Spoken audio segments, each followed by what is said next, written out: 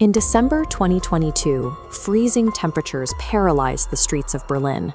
Pedestrians hurried through the biting cold, heads down against the winter air. But inside the Radisson Blu Hotel, the climate was carefully controlled. At the center of the lobby stood the AquaDom, rising 16.5 meters high and holding 1 million liters of specialized saltwater. It was the largest cylindrical aquarium on Earth. Guests sat in plush chairs, drinks in hand, watching a diver float among tropical fish. Deep within the specialized acrylic of the tank, a material engineered to handle immense pressure, a microscopic fracture was quietly tearing its way through the structure. No alarm sounded. The surface appeared flawless to the naked eye. Suspended directly above a busy hotel lobby, a 1 million-liter payload of water and heavy polymer was hours away from dropping. At 5:43 a.m. on December 16th, the acrylic gave way. Witnesses reported a thunderous boom echoing through the building, so loud it was initially mistaken for a massive explosion.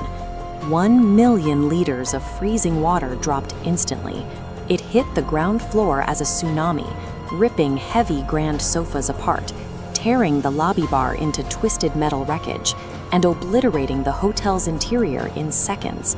The outward pressure was so violent that massive chunks of shattered acrylic acted like heavy shrapnel, bursting through the building's exterior doors and raining down onto the adjacent street.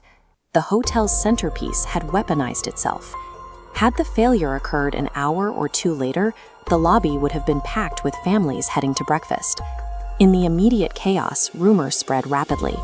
Emergency dispatchers received panicked calls suggesting a terrorist bombing, while others wondered if a localized earthquake had struck the building's foundation.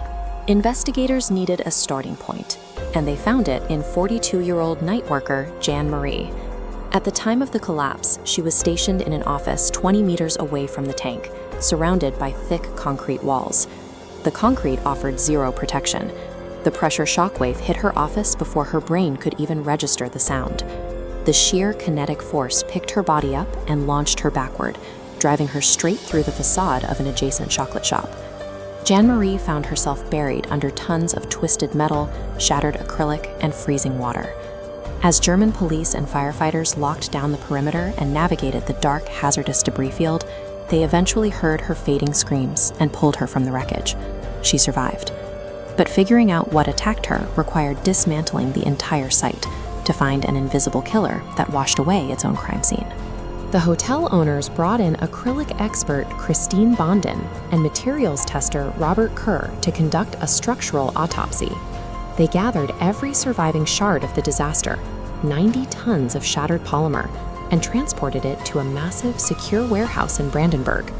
To withstand 1 million liters, the cylinder used a heavy gradient, its base cast significantly thicker than the top. Investigators subjected the fragments to chemical and microscopic analysis, hunting for the exact point where pressure first compromised these fortified walls.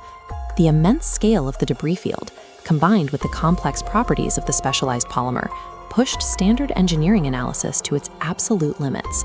By October 2023, the forensic team narrowed the cause down to 3 distinct material science theories.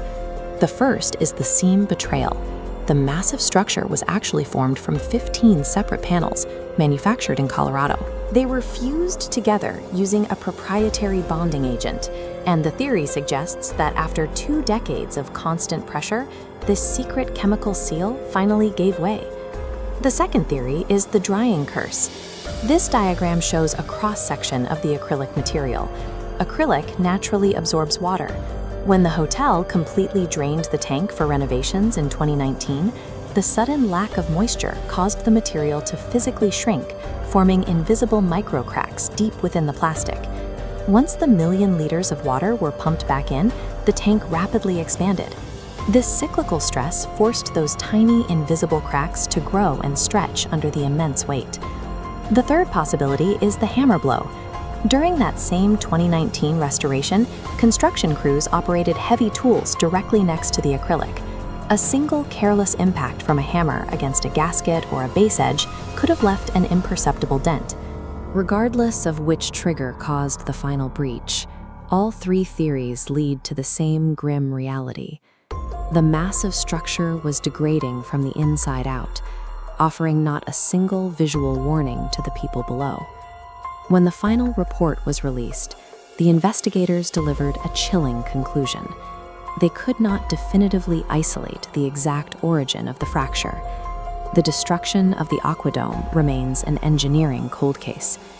The true casualties were the 1,500 rare tropical fish that suffocated and froze on the lobby floor. The incident sparked global outrage, with animal rights organizations like PETA, People for the Ethical Treatment of Animals, filing criminal complaints against the practice of treating living ecosystems as lobby decorations. The owners ultimately decided the AquaDom would never be rebuilt. The empty space in the Radisson Blu lobby now serves as a quiet reminder of human hubris, proving that the extravagant environments we engineer for our own entertainment can turn into massive, inescapable tombs in the blink of an eye.